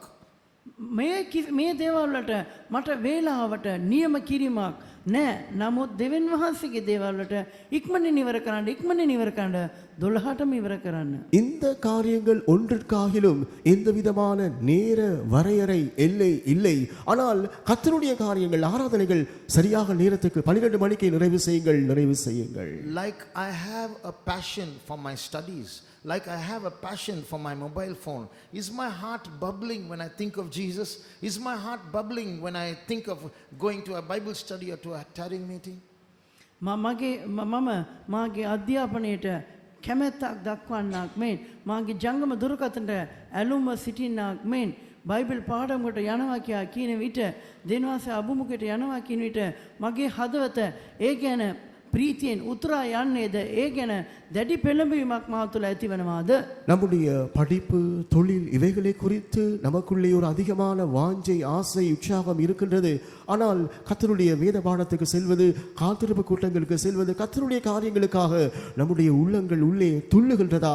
அதுக்கு ஒரு வாஞ்சை காணப்படுகின்றதா? Remember, we are allowed to live only on one condition, for Jesus. But is my job eating up my connection with Jesus, my time with God? Are my studies swallowing my time with God? So I have special class, my A levels are coming, so no Sunday service, no Saturday tarrying meeting. I just come at 11 o'clock and disappear at 12 o'clock. අපට එකම එක කොන්දේසියක් තිබෙන්නේ නම් අපට ජීවත් විය හැකි දේනවාසේ උදෙසා පමණයි. නමුත් අපගේ රැකියාව අපගේ වෙලාව කාදමනවද? අපගේ අධ්‍යාපනය අතිකාල පන්ති මම ආස්පෝස උසස් පෙළට පෙනී සිටීති. එම නිසා මම අතරේක පන්ති වලට යා යුතුයි. මේ දේවල් අපේ වෙලාව මුළුමනින්ම ගිල දමනවාද? நாம் ஜீவிக்கும்படியாக இருக்கின்ற ஒரே நிபந்தனை இயேசுவுக்காக ஜீவிப்பது மாத்திரமே. ஆனால் இப்பொழுது தேவனுக்கு கொடுக்க வேண்டியதான அந்த நேரத்தை நம்முடைய படிப்பு விஷயங்கள், நம்முடைய தொழில்கள், இவைகள் விழுங்கி போடுகின்றதா? What about your morning praising when you're supposed to wake up early to meet your lover Jesus? No praising. What about the evening family prayer where you're supposed to spend your time with Jesus before going to bed? Oh, that's 5 minutes. And finish fast. And what about your personal prayer? No personal prayer. And but I love Jesus. ඔබේ ආදරවන්තයාව සම්මුඛවන උදෑසන 4 සුතිය කොයි වගේ දෙයකට නැගිටින්න බෑ. සන්ධ්‍යාවේ නින්දට යන්නට පෙර පවුල එකතු කරන යාඥා කොහෙද ඉක්මනට ඉවර කරන්න විනාඩි 5කට සීමා කරන්න. ඔබේ පෞද්ගලික යාඥා දෙන්නාසම් පෞද්ගලික හැසර කොයි වගේද ඒක කොහෙත්ම නැහැ. காலையிலே அதிகாலையிலே நம்முடைய அன்பரை காதலனை சந்திக்கிறதான அந்த காலை ஸ்தோத்திர ஜெபத்துக்கு நாம் நேரத்தோடு செல்லுகின்றோமா? நம்முடைய மாலையிலே குடும்ப ஜெபம் காணப்படுகின்றதா? சீக்கிரமாக நிறைவு செய்யுங்கள். தனிப்பட்ட ஜெபம் அது இல்லை. ஆனால் இயேசுவை நான் நேசிக்கின்றேன். How is our relationship with Jesus? ඒසා සමග අපගේ සම්බන්ධතාවය කොයි ආකාරද? இயேசுவோடு கூட இருக்கின்றதான நம்முடைய உறவு எப்படிப்பட்டதா இருக்கின்றது? Have other gods come into my life and severed my connection with Jesus? I'm now a traditional Christian. අනිකුත් සම්බන්ධතාවයන් අනිකුත් දේවල් මගේ ජීවිතයට පැමිණ දෙන්වා සමග තිබෙනා සම්බන්ධතාවය බිඳ දමා දැන් මම සම්ප්‍රදායි ක්‍රිස්තු භක්තිකයෙක්ව දකින්න ලබනවාද? இந்த மற்ற தெய்வங்கள் எனக்குள்ளே வந்து தேவனோடு இருக்கின்றதான அந்த உறவை உடைத்து முறித்து போட்டு இப்பொழுது நான் ஒரு சடங்காச்சாரமான ஒரு கிறிஸ்தவனாய் மாத்திரமே இருக்கின்றேனா? I might take a few minutes extra because I have a lot to say. Maybe about 10 minutes. Please don't send any FAQs. உங்களுடைய நேரத்தில் ஒரு 10 வினாடியை நான் அதிகமாக எடுத்துக்கொள்கின்றேன். அநேக காரியங்கள் சொல்ல இருக்கின்றது. ஆனால் தயவுசெய்து என்னிடத்தில் FAQகளை அனுப்ப வேண்டாம்.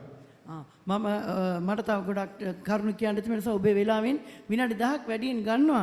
නමුත් කරුණාකරලා මට FAQ කොළ එවන්න එපා. The fourth broken pot. බින්දනාව 4 බඳුන.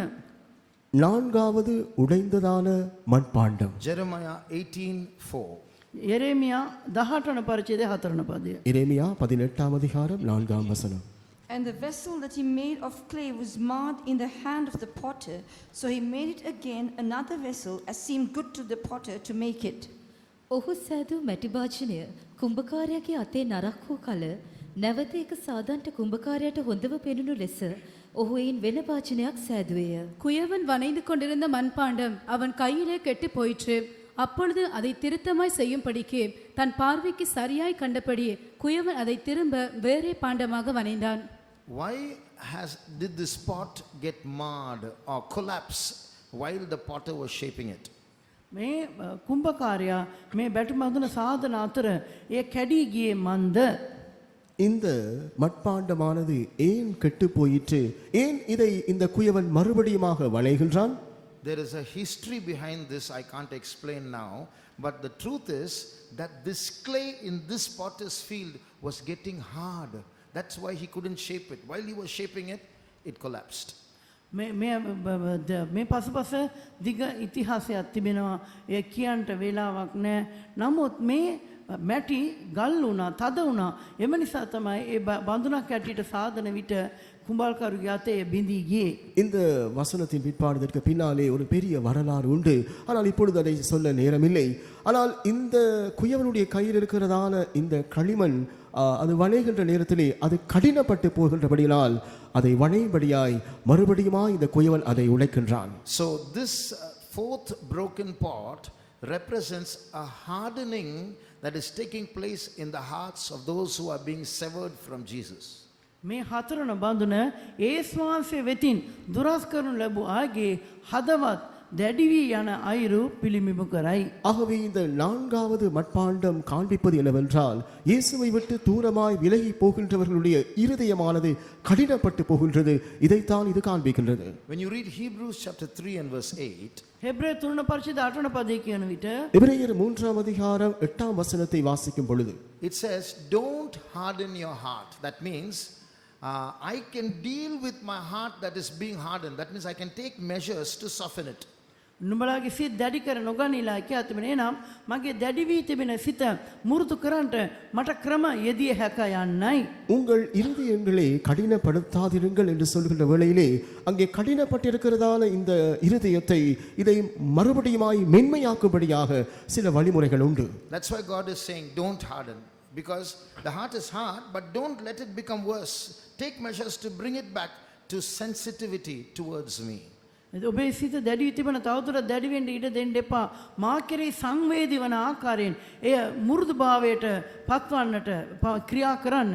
உங்கள் இருதயங்கள் கடினப்பட்டிருக்கிறது, ஆனாலும் அது மேலும் அதிகமாய் கடினப்படாதபடிக்கு பார்த்து கொள்ள வேண்டும். அதாவது அதை மறுபடியுமாய் ஒரு உணர்வுள்ளதான இருதயமாய் மாற்றும்படியாக அதற்கான வழிமுறைகளை நீங்கள் செய்ய வேண்டும்.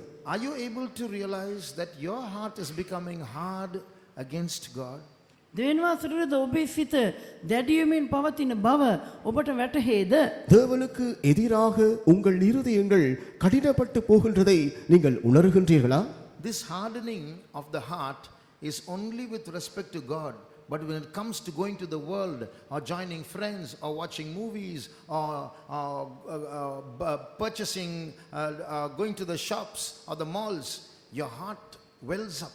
There it's alive. But when it comes to God, finish fast, finish fast. ඔබේ සිත දැඩි වෙන්නේ දෙවියන් වහන්සේ සම්බන්ධයෙන් පමණයි. නමුත් මිතුරන් සමග ඇසුරු කරනට ලෝකයට යන විට වෙළඳ සැල් වලට යන අවස්ථාවේදී ඔබේ හදවත පොපියනවා. නමුත් දෙවියන් වහන්සේගේ දේවල්ට එන විට ඉක්මනින් ඉවර කරන්න இந்த යාපාසනවා. இருதயம் கடினப்படுகின்றதான தன்மை தேவனுக்கு உரிய காரியங்கள், தேவனுக்கு ஏற்ற காரியங்களை குறித்து இப்படி இருக்கின்றது அல்லாமல் உலக காரியங்கள், களியாட்டங்கள், நம்முடைய மொபைல் போன், நம்முடைய நண்பர்கள், உலக சிநேகிதர்கள் இவைகளை குறித்ததான காரியத்திலே நம்முடைய இருதயமானது எப்பொழுதும் பொங்கி எழும்புகின்றது. ஆனால் தேவனுடைய காரியங்களையோ சீக்கிரமாய் முடியுங்கள். In that verse that you read just now, Jeremiah 18:4, though the clay was marred in the marred, it is still in the potter's hand. යෙරෙමියා 18 පද 4 පදේ මේ බඳුන නරක් වී ගියත් තාමත් මේ බඳුන තිබෙන්නේ කුමල්කරුගේ හස්තයේ. எரேமியா 18ஆம் அதிகாரம் 4ஆம் வசனத்திலே இந்த மட்பாண்டமானது கெட்டு போனாலும் அது குயவன் கையிலே தான் காணப்படுகின்றது. So God is saying, though your heart is getting hard, if you cooperate with me, I can bring you back, I can mold you again. දෙවියන් වහන්සේ පවසනවා ඔබේ සිත දැඩි වී තිබෙන නමුත් ඔබ මා සමග සහයෝගයෙන් කටයුතු කරන්නේ නම් ඔබ මුරුදු කරන්න නැවත මා වෙතට පමුණවා ගන්නට මට හැකිය. தேவன் கூறுவது என்னவென்றால், உங்கள் இருதயமானது இப்பொழுது கடினப்பட்டு இருந்தாலும் நீங்கள் என்னோடு ஒத்துழைத்தால் மறுபடியுமாக அதை மென்மையாக, மிருதுவாக, உணர்வுள்ளதாய் என்னால் மாற்ற முடியும். So at this fourth broken pot, we are in a stage where we have gone into backsliding, our heart is getting hard, but we can come back. එතකොට මේ හතරන බිඳුනේ තත්ත්වය අනුව අප දෙවියන් වහන්සේ වෙතින් ඈත් වී පසුබට වී සිටිනවා. අපේ සිත දැඩි වී තිබෙනවා. නමුත් ආපසු හැරි එන්නට අවස්ථාවක් තිබෙනවා. ஆகவே இந்த நான்காவது உடைந்த மட்பாண்டம் காண்பிப்பது என்னவென்றால், நாங்கள் இருதயங்கள் கடினப்பட்டு பின்மாற்றம் அடைந்த நிலவரத்திலே காணப்பட்டாலும் மறுபடியுமாய் நம்மை மறுபடியும் கொண்டு வர முடியும். But now we are going to move to the fifth pot, a broken pot, a stage where you can't come back. නමුත් දැන් අප පස්වන බිඳුන බඳුන වෙතට යොමු වන්ට යනවා. එය නැවත අප යථා තත්ත්වයට ගේන්න බැරි තත්ත්වයක්. நாங்கள் இப்பொழுது ஐந்தாவது அந்த உடைந்த மட்பாண்டத்திற்கு வருவோம். அதாவது மறுபடியும் நாம் வர முடியாமல் போகின்றதான நிலவரம்.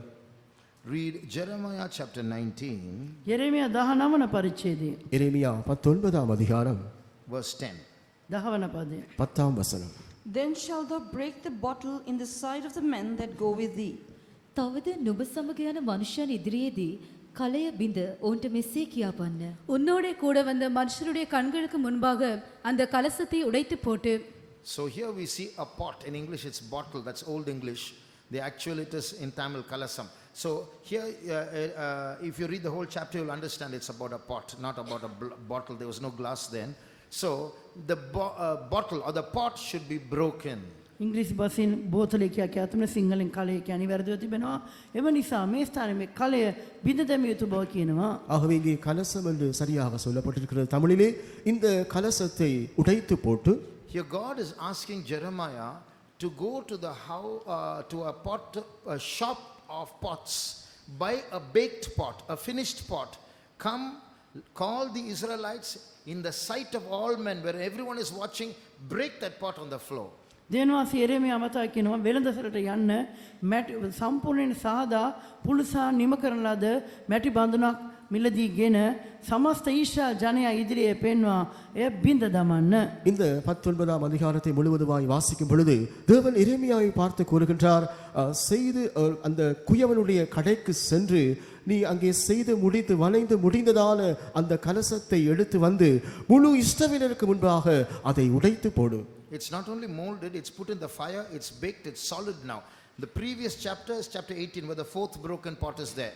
There it can be molded again. But now in chapter 5, it's baked and it's set for sale.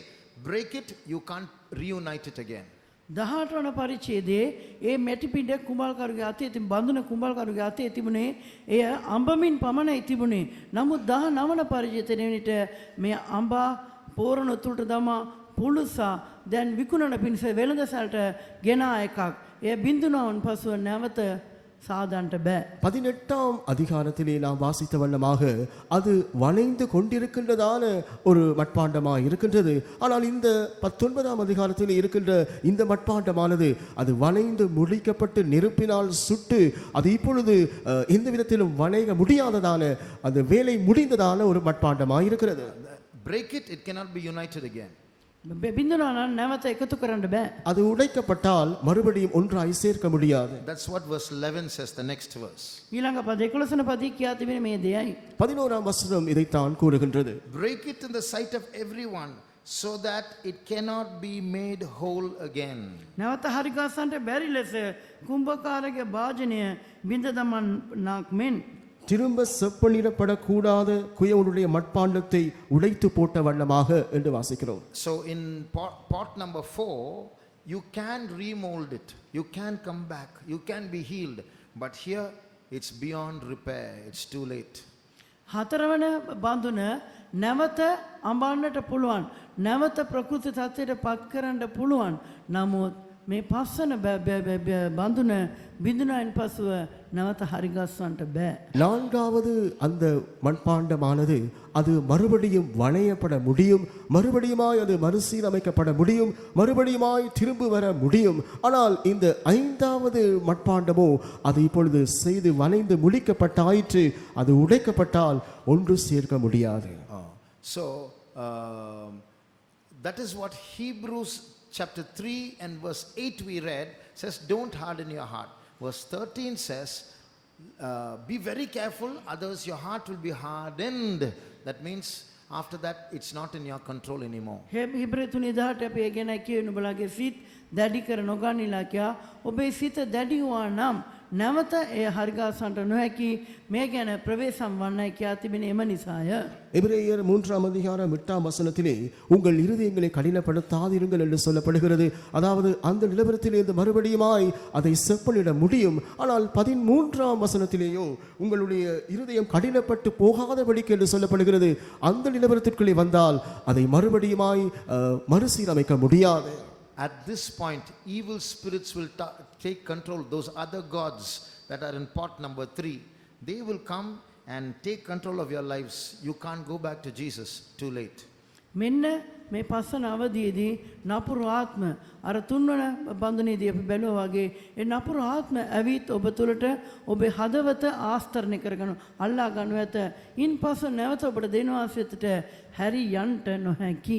இந்த கட்டத்திலே இந்த நிலவரத்திலே நாங்கள் அந்த 3வது அனுபவத்திலே பார்த்த வண்ணமாக அந்த பொல்லாத ஆவிகள் பொல்லாத தெய்வங்கள் அவைகள் வந்து உங்களை முற்றிலுமாய் ஆட்கொண்டு உங்களை அடிமைப்படுத்திவிடும். மறுபடியுமாய் தேவன் அண்டை திரும்பி வர முடியாத அளவுக்கு. Read Jeremiah chapter 2 and verse 25.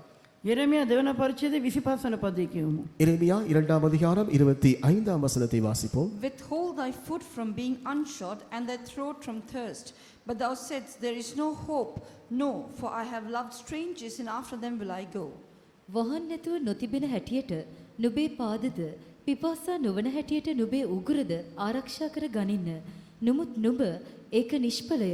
එසේ නොව මම අන්‍යයන්ට ආදරේ වීමි. ඔවුන් පස්සේද යන්නෙමි කීවෙහිය. உன் கால் வெறுங்கால் ஆகாத படிக்கும் உன் தொண்டை வறட்சி அடையாத படிக்கும் அடக்கிக்கொள் என்றால் நீ அது கூடாத காரியம், நான் அப்படி செய்ய மாட்டேன், அந்நியரை நேசிக்கிறேன், அவர்கள் பிறகே போவேன் என்கிறாய். I'll explain what this verse means. මේ පදයෙන් අර්ථවත් වන්නේ කුමක්ද යන්න මම පැහැදිලි කරන්නම්. இந்த வசனத்தின் அர்த்தத்தை நான் விளங்கப்படுத்துகின்றேன். The previous verse says Israel is like a swift dromedary. Dromedary means a female camel. She's running too fast after other gods after sin. ඊශ්‍රායලය එහා මෙහා දුවන සීඝ්‍ර ඔටු දෙනක් මෙන්. එනම් ඊශ්‍රායලය ඉතා ඉක්මනින් වේගවත් අන්‍ය දේවරු පසුපස දුවන බව කියා තිබේ. அதற்கு முந்தைய வசனத்திலே மிகவும் வேகமாக ஓடுகின்றதான ஒரு காட்டு கழுதையைப் போல இஸ்ரவேலர்கள் காணப்படுகின்றார்கள் என்று சொல்லப்படுகிறது. பெண் ஒட்டகம். So God is saying, you run like this, your feet, your shoes will wear out, or you will drop your shoes on the way. You run like this, your throat will become thirsty. Stop this. But the Israel is responding, sorry, I love those other gods. I will go after them. You don't convince me otherwise. දෙවන් වහන්සේ කියනවා මෙන්න මේ ආකාරන්නේ දෙවරු පසුපස දුව යන්න එපා. ඔබේ පාවහන් දීවි, ඔබේ පාවහන් නැති වී යයි. ඔබ පිපාසිත, ඔබේ උගුර වේලි යයි. එම නිසා මෙසේ නොකරන්න කියා. නමුත් ඊශ්‍රායල් ජනයා කියනවා සමාවන්න එහෙම බෑ. මම අන්නේ දෙවරු පසුපස යනවාම ඇත කියා. தேவன் இஸ்ரவேலரை பார்த்து கூறுகின்றார், நீ இப்படியாக அந்நிய தெய்வங்கள் பின்னாலே ஓட வேண்டாம். உன்னுடைய கால்கள் வெறுங்காலாகி போய்விடும், உன் தொண்டை வறட்சியாகிவிடும். ஆகவே இந்த தெய்வங்கள் பின்னாலே போக வேண்டாம் என்று சொன்னாலும் இஸ்ரவேல் சொல்லுகிறது, இல்லை, என்னால் முடியாது, அந்த அந்நிய தெய்வங்கள் பின்னாலே நான் போகின்றேன். The New Living Translation of this verse goes like this. Another English translation. තවත් ඉංග්‍රීසි අනුවාදයක නව ඉංග්‍රීසි අනුවාදයේ මේ ආකාර මේ පදේ කියා තිබේ. இன்னும் ஒரு ஆங்கில மொழிபெயர்ப்பு இப்படியாய் கூறுகின்றது. Israel is telling God, save your breath. That means, please don't waste your time speaking words like this. ඔබේ හුස්ම ඉතුරු කරගන්න. එසේ නැත්නම් ඊශ්‍රායල් කියනවා මා සම කතා කළ ඔබේ කාලේ නාස්ති කරන්න එපා. இஸ்ரவேல் தேவனை பார்த்து சொல்லுகிறது, இந்த தேவையில்லாத இந்த வார்த்தைகளை என்னோடு பேச வேண்டாம், இதில் எந்த பிரயோஜனமும் இல்லை. I'm in love with these foreign gods. I can't stop loving them now. අන්‍ය දේවන්ට ප්‍රේම කරන්න මම පටන් ගෙන තිබෙනවා. මට දැන් මේ නතර කරන්න නුපුළුවන. நான் அந்நிய தெய்வங்களை நேசிக்க ஆரம்பித்து விட்டேன், அதை என்னால் நிறுத்த முடியாது. One old believer came to me and said, පැරණි ඇදිලිවන්තයෙක් මා ළඟට ඇවිත් කීවා, ஒரு பழைய விசுவாசி என்னிடத்திலே வந்து கூறினார், brother, when you speak, I am a little scared. But after the meeting is over, I'm like a wet chicken. That means not one drop of water enters into the chicken. It just flows off its feathers and falls into the ground. I'm like that. Nothing enters inside me. සහෝදරයා ඔබ කතා කරනට මා තුළ බියක් ජනිත වෙනවා.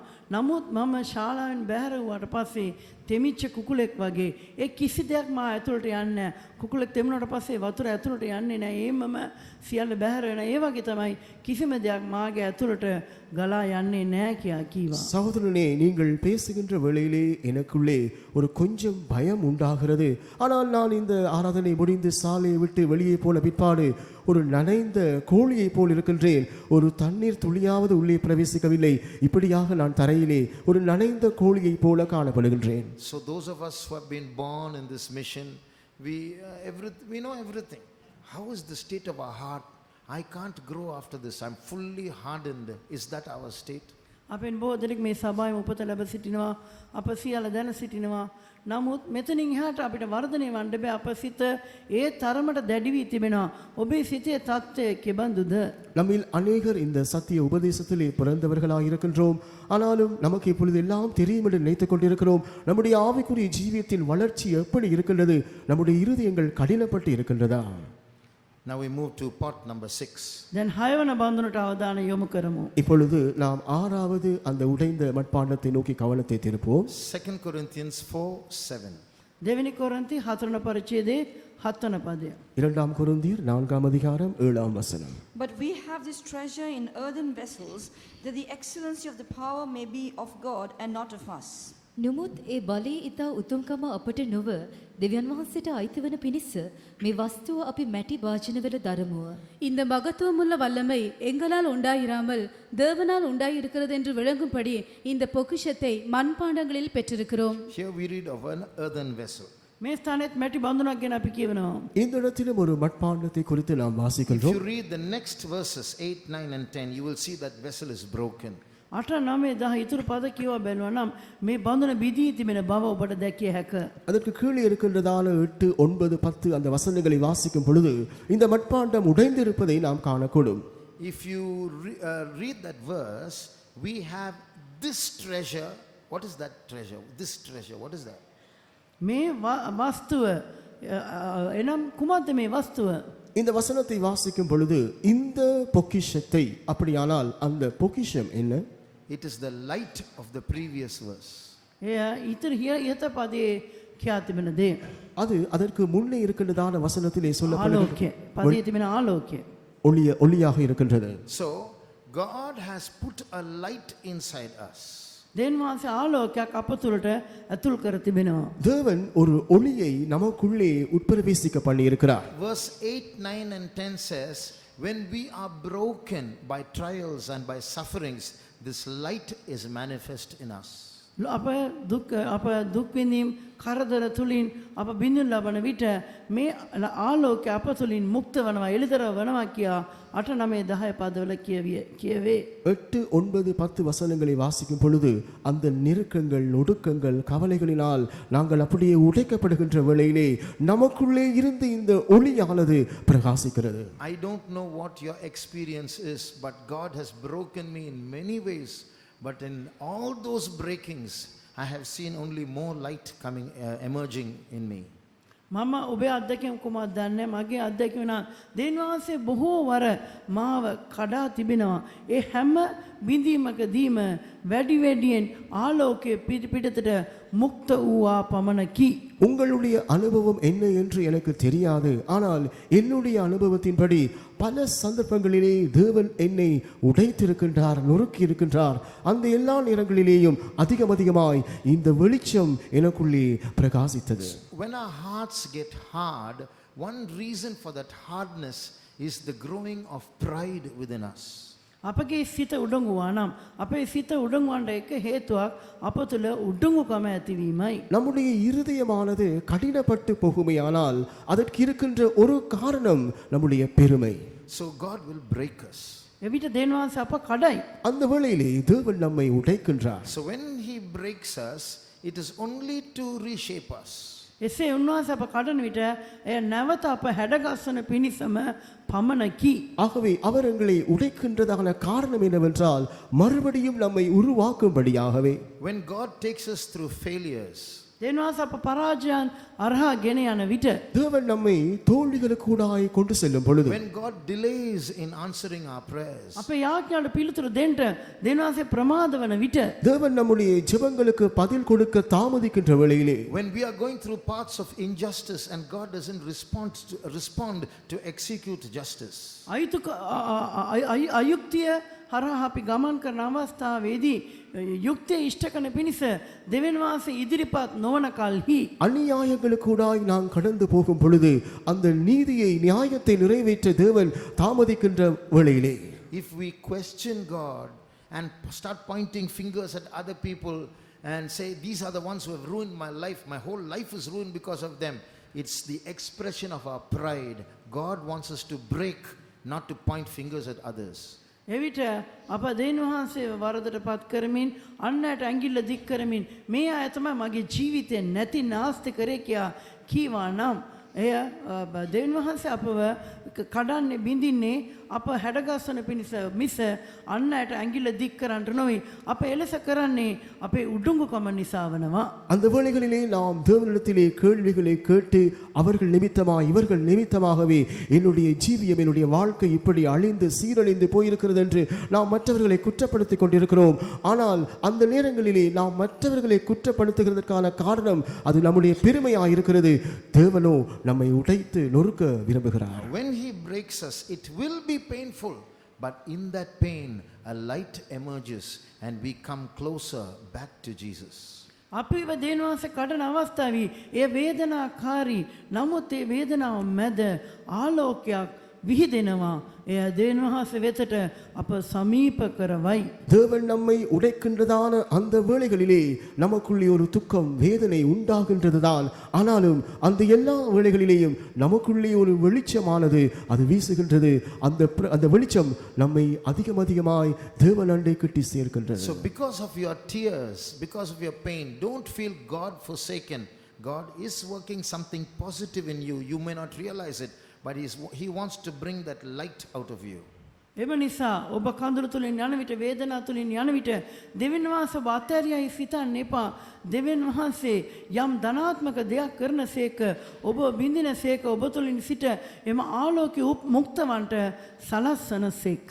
ஆகவே நீங்கள் உடைக்கப்படுகின்ற அந்த வேளைகளிலே அந்த வேதனை அந்த கண்ணீரை நிமித்தமாக தேவன் உங்களை கைவிட்டு விட்டார் என்று நீங்கள் நினைக்க வேண்டாம். தேவன் ஏதோ ஒரு சாதகமான ஒரு நன்மையான காரியத்தை உங்களுக்குள்ளே செய்து கொண்டிருக்கின்றார். ஆகவே அந்த வேளைகளில் எல்லாம் இந்த வெளிச்சம் உங்களுக்குள்ளே இருந்து வர வேண்டும். And finally, the seventh broken pot. අවසාන වශයෙන් හත්වන බිඳුණු බඳුන. கடைசியாக ஏழாவது உடைந்த மட்பாண்டம் Judges chapter 7 verses 16 and 19. Not 16 to 19, 16 and 19. විනිශ්චයකාරක පොතේ හත්වන පරිච්ඡේදයේ 16යි 19. 16 සිට 19 නෙවෙයි 16 සහ 19. நியாயாதிபதிகளின் புஸ்தகம் 6ஆம் அதிகாரம் 16 and 19. 16ஆம் வசனமும் 19ஆம் வசனம். හයවන පරිච්ඡේදය. And he divided 300 men into 3 companies, and he put a trumpet in every man's hand with empty pitchers and lamps within pitchers. And so Gideon and 100 men that were with him came unto the outside of the camp in the beginning of the middle watch, and they had but newly set the watch, and they blew the trumpets and brake the pitchers and that were in their hands. 7ஆம் அதிகாரம் 16 19. ඔහු ඒ මනුෂ්‍යයන් 300 කණ්ඩායම් තුනකට බෙදා ඔවුන් සියල්ලන් අතට හොර නෑද ඇතුලේ පන්දම් ඇති හිස් කලදදී ඔවුන්ට කතා කොට මෙසේ මධ්‍යම යාමේදී මුලදී මුර මාරු කළ හැටියෙම ගිඩියොන්ද ඔහු සමග සිටි මිනිසුන් 100ද කඳවුරු අද්දරට පැමිණ හොරණෑ පිඹ තමුන්ගේ අත්වල තැබූ කලගෙඩි බින්දෝය. அந்த 300 பேரை 3 படையாக வகுத்து அவர்கள் ஒவ்வொருவன் கையிலும் ஒரு எக்காலத்தையும் வெறும் பானையையும் அந்த பானைக்குள் வைக்கும் தீவட்டியையும் கொடுத்து நடுஜாமத்தின் துவக்கத்தில் ஜாமக்காரரை மாற்றி வைத்த பின்பு கிதியோனும் அவனோடு இருந்த 100 பேரும் அந்த ஜாமத்தின் துவக்கத்திலே பாளையத்தின் முன்னணியில் வந்து எக்காலங்களை ஊதி தங்கள் கையிலிருந்த பானைகளை உடைத்தார்கள். Literally speaking, this is a strategy to shock the enemy. You know, suddenly the sound of trumpets and the sound of pitchers breaking, the emergence of light from inside the pitchers. පදකථාර්ථ වශයෙන් මෙය සතුරාන බිය ගන්නවන පිණිස යුද්ධ උපක්‍රමයක්. හදිසියෙන්ම හොරණ නාදයක් එනවා, කලබින්දින ශබ්දයක් මුක්ත වෙනවා, ආලෝකය විහිදෙනවා. இது இந்த வார்த்தையின் பிரகாரமாக நாங்கள் பார்க்கும் பொழுது இது ஒரு யுத்த போர் தந்திரமாய் இருக்கின்றது. அதாவது சடுதியாக பானைகள் உடைக்கப்படுகின்றது, காலங்கள் ஊதப்படுகின்றது, சத்துரு அதிர்ச்சி அடைகின்றால் அங்கே தீவட்டிகள் கொளுத்தப்படுகின்றது. So when the light is hidden inside the pot, when the pot is broken, the light suddenly appears. වාජනිත ඒ කලගෙඩි තුල ආලෝකය වසා තිබෙනවා. කලගෙඩි බින්දින විට ආලෝකය පිටතට පෙනෙනවා. அந்த பானைகளுக்குள்ளே இந்த தீவட்டிகள் வெளிச்சம் மறைத்து வைக்கப்பட்டிருக்கிறது. இந்த பானைகள் உடைக்கப்படும் பொழுது சடுதியாக அந்த வெளிச்சம் வருகின்றது. So in pot number 6, we come out of our hardness, our backsliding, and we come back to Christ. A restoration takes place. හයවන බඳුනේදී අපේ දැඩි වූ සිත් මු르දු වෙනවා. අප දේන් වහන්සේ වෙතට හැරි එනවා. අපේ හදවත මු르දු වී ප්‍රතිසංස්කරණයේ ක්‍රියාවලියක්, ප්‍රතිස්ථාපිත ක්‍රියාවලියක් අප තුළ ඉෂ්ට වෙනවා. ஆறாவது அனுபவத்திலே நாம் மறுபடியுமாக மறுசீரமைக்கப்பட்டு தேவனுடைய பக்கமாக திரும்பி வருகின்றோம். So what does this pot breaking and the sudden appearance of light show in our lives? මේ බඳුන බින්දිනු ලැබ හදිසියෙන්ම ආලෝකය පිටතට පැමිණීම අපේ ජීවිතවල කුමක් පිළිඹු කරයිද? இந்த இடத்திலே இந்த பானைகள் சடுதியாக உடைக்கப்பட்டு அந்த வெளிச்சம் வெளியே வருவது நம்முடைய வாழ்க்கையிலே எதை காண்பிக்கின்றது? It's called the manifestation of the sons of God. දේවාසික පුත්‍රයන්ගේ ප්‍රකාශ වීම වශයෙන් හඳුන්වා තිබේ. இது தேவ புத்திரருடைய வெளிப்பாடு வெளிப்படுத்தப்படுதல் என்று அர்த்தமாகும். Romans 8:19. රෝම 8 පරිච්ඡේදය 19 වන පදය. ரோமர் 8ஆம் அதிகாரம் 19ஆம் வசனம். For the earnest expectation of the creature waiteth for the manifestation of the sons of God. මක්නිසාද මැවිල්ල දෙවියන් වහන්සේගේ පුත්‍රයන්ගේ එළිදරව් වීම උනන්දු ප්‍රාර්ථනාවෙන් බලා සිටි. மேலும் தேவனுடைய புத்திரர் வெளிப்படுவதற்கு சிருஷ்டியானது மிகுந்த ஆவலோடே காத்து கொண்டிருக்கிறது.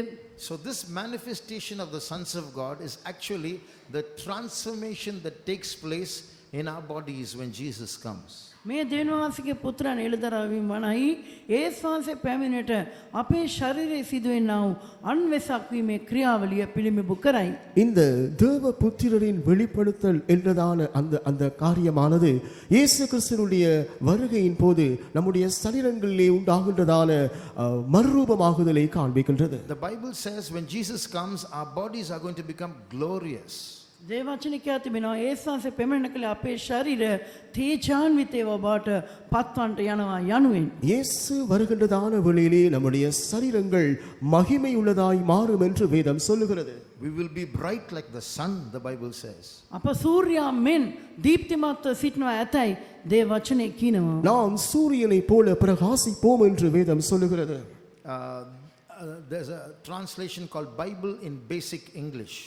බයිබලය මූලික ඉංග්‍රීසි භාෂාවෙන් නිර්වචනය කියා අනුවාදයක් තිබෙනවා. வேதாகமம் அடிப்படை ஆங்கிலத்திலே என்றதான ஒரு மொழிபெயர்ப்பு உண்டு. It says the desire of every living thing is waiting for the sons of God to be revealed. That means every creature, living creature on this planet is waiting for you and me to be transformed when Jesus comes.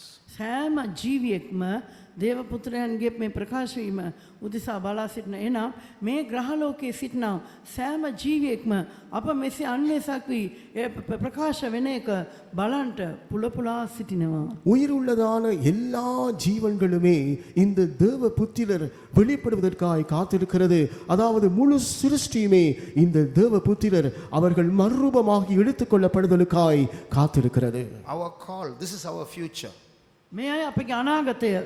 இதுதான் நம்முடைய எதிர்காலம். If Jesus appears, ඒස් වහන්සේ ප්‍රකාශ වන සේක් නම් இயேசு வெளிப்பட்டால், if we have been broken and brought out of our hardness and remolded and restored, අපගේ දැඩි තත්ත්වයෙන් අප කඩනු ලැබ අප නැවත අඹනු ලැබ යථා තත්ත්වයට පත් කරනු ලැබ සිටිමු නම් நம்முடைய கடினமான நிலவரங்கள் உடைக்கப்பட்டு நாம் மறுசீரமைக்கப்பட்டு நாம் கர்த்தருடைய பக்கமாய் திரும்பி வந்திருந்தால், when the trumpet sounds, හොරණෑව නාද වෙද්දී எக்காலம் தொனிக்கும் பொழுது, in the moment, in the twinkling of an eye, නිමේෂයකින් ඇසිපි හෙළන මොහොතකින් ஒரு நிமிஷத்திலே ஒரு இமை பொழுதிலே we will be transformed, we'll become glorious. There'll be a big flash and then we'll vanish. අපි අන්වේෂක් වෙනවා එක මොහොතකින් වෙඩිල්ලක වේගයෙන් අප අන්වේෂක් යොසවා ගන්න ලබනවා. நாம் மறுரூபமாகி ஒரு இமை பொழுதிலே அந்த வெளிச்சம் பிரகாசித்து நாம் எடுத்துக்கொள்ளப்படுவோம். So, you know, in New Jerusalem, there will be no human beings. නව යෙරුසලමේ මනුෂ්‍යයන් නැති බව දන්නවද? புதிய எருசலேமிலே மனுஷர்கள் இருப்பதில்லை என்பது உங்களுக்கு தெரியுமா? Are you surprised? ඔබ පුදුමයට පත්වනවද? நீங்கள் ஆச்சரியப்படுகிறீர்களா? We are going to go to New Jerusalem, but we won't be human beings. We will be sons of God. That's a different entity altogether. අපි නව යෙරුසලමට යනවා. නමුත් අප මනුෂ්‍යයන්ව සිටින්න යන්නේ. අපි දෙවියන්වහන්සේගේ පුත්‍රයන්ව සිටින්න යන්නේ. ඒ සම්පූර්ණයෙන්ම වෙනස් කණ්ඩායමක්. நாம் புதிய எருசலேமுக்குள்ளே போக போகின்றோம். அங்கே மனுஷர்கள் இருப்பதில்லை. நாங்கள் மனுஷர்களாக அங்கே இருப்பதில்லை. தேவ புத்திரராக இருக்க போகின்றோம். அது முற்றிலும் வித்தியாசமான ஒரு அனுபவமாக இருக்கிறது. වෙනස් අනන්‍යතාවයක්. So, like a worm, a silkworm transforms into a butterfly, human beings are going to transform into sons of God when the trumpet sounds. දලඹුවෙක් සමනලයෙක් මෙන් රූපාන්තරණයට භාජනය වන්නක් මෙන් මනුෂ්‍යයන් දේව පුත්‍රයන් බවට පරිවර්තනය වන්නට යනවා. ஒரு கூட்டு புழுவானது அது ஒரு அழகான வண்ணாத்தி பூச்சியாய் உருவாக்கப்படுவதைப் போலவே மனிதர்கள் தேவ புத்திரராய் அவர்கள் மறுரூபமாக்கப்படுவார்கள். Romans 8:22 in English, I don't know which verse it is in Tamil, says every creature is groaning for this manifestation of the sons of God. මේ මනුෂ්‍ය පුත්‍රයන්ගේ ප්‍රකාශ වීම උදෙසා සකල මැවිල්ලම ගාවිනා විඳිති